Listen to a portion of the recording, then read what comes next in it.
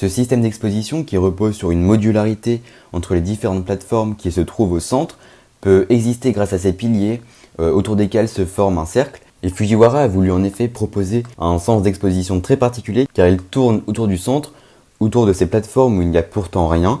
Et au moment de mettre en place son exposition, l'artiste avait vraiment en tête de faire de la fondation une sorte de maison, créer un lieu d'intérieur. Et son exposition a vraiment été envisagée pour être en adéquation avec cette architecture très particulière. Et il s'en est emparé pour proposer sa propre version scénographique, où les choix de lumière sont différents en fonction de la hauteur des plateformes et où les œuvres sont plus ou moins visibles depuis un étage au-dessus ou en dessous. Et en modulant les plateformes mobiles de la sorte, Fujiwara voulait vraiment créer une distance avec les œuvres, qu'on soit loin d'elles et qu'on ne puisse pas s'approcher. C'est pour ça par exemple qu'au troisième étage, devant l'œuvre Likeness, la plateforme est baissée et semble créer une sorte de fossé entre le spectateur et la statue de cire. Et quand on est en haut, on peut voir quasiment l'ensemble de l'exposition à travers un jeu de miroir sur les vitres, et grâce à la modularité des plateformes qui laissent entrevoir le Happy Museum et également un reflet de la vidéo de Johan. Donc ça, c'est une façon pour l'artiste de voir le bâtiment comme un ensemble et pas en tranches, étage par étage. Donc le bâtiment est compartimenté sans pour autant en séparer les parties grâce à une solide transversalité. Ici, tout semble fait pour que l'œil ne s'arrête pas sur une œuvre en particulier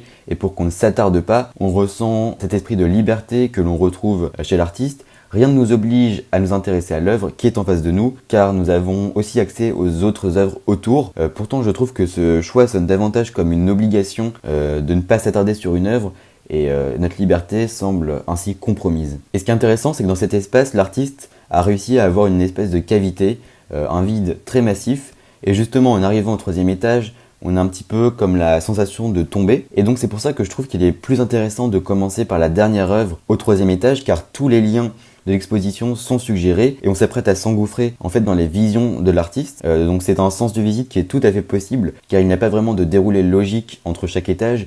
Il permet juste de faire des liens entre les personnages de l'exposition qui ont des points communs. Par exemple, on a Anne Frank et Johan qui sont un peu des incarnations, des gens qui incarnent cet esprit de révolution que l'artiste porte. Toutes les deux, elles ont un rapport similaire d'attirance et de fantasme. Et malgré ce sens de visite qui je trouve est très intéressant, j'ai pu observer que la majorité des gens utilisaient le sens logique des choses, en commençant par le premier étage, puis au deuxième, puis au troisième, mais tout de même pour finir par le rez-de-chaussée dans l'installation Empathy One. Et donc ce sens inverse, auquel j'ai été plus sensible, marche car j'y ai trouvé des interprétations intéressantes, mais il faut bien prendre en compte qu'il n'y a pas de déroulé logique vis-à-vis des thématiques, ce qui veut dire que n'importe quel sens de visite est possible, surtout si on utilise l'ascenseur. De plus, que l'on commence par le rez-de-chaussée ou le troisième étage, ce sont les deux œuvres de l'exposition qui s'opposent le plus.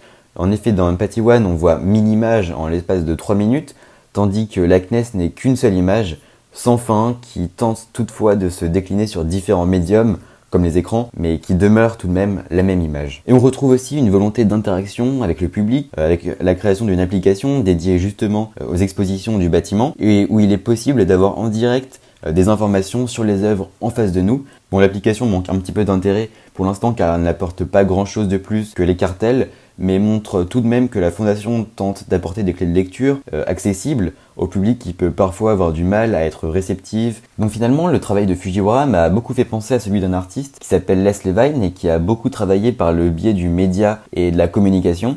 Donc c'est l'un des pionniers de l'art vidéo et c'est un des premiers à avoir accordé une importance forte à l'image et surtout à donner à la télévision un statut de médium très puissant dans la diffusion lorsqu'elle est apparue. Et donc pour conclure, je pense que l'exposition a eu un effet assez immédiat sur moi, c'est-à-dire qu'elle m'a marqué, elle a soulevé des questions auxquelles je ne pensais pas forcément, mais elle a également ce pouvoir de laisser une trace dans les esprits, et ce sentiment d'incompréhension en sortant de la première visite provoque une frustration assez particulière qui pourra générer dans les esprits de nombreuses réflexions qui sont justement possibles grâce à des souvenirs imagés de l'exposition. Et donc la question qui semble la plus importante en sortant de l'exposition est finalement pourquoi considère-t-on à tout prix que les images sont importantes et vraies, c'est-à-dire que plus les technologies se développent, plus les images perdent de leur valeur. Et donc attendons de voir ce que Fujiwara proposera dans ses prochaines expositions en fonction des futures évolutions de l'ère technologique dans laquelle nous vivons.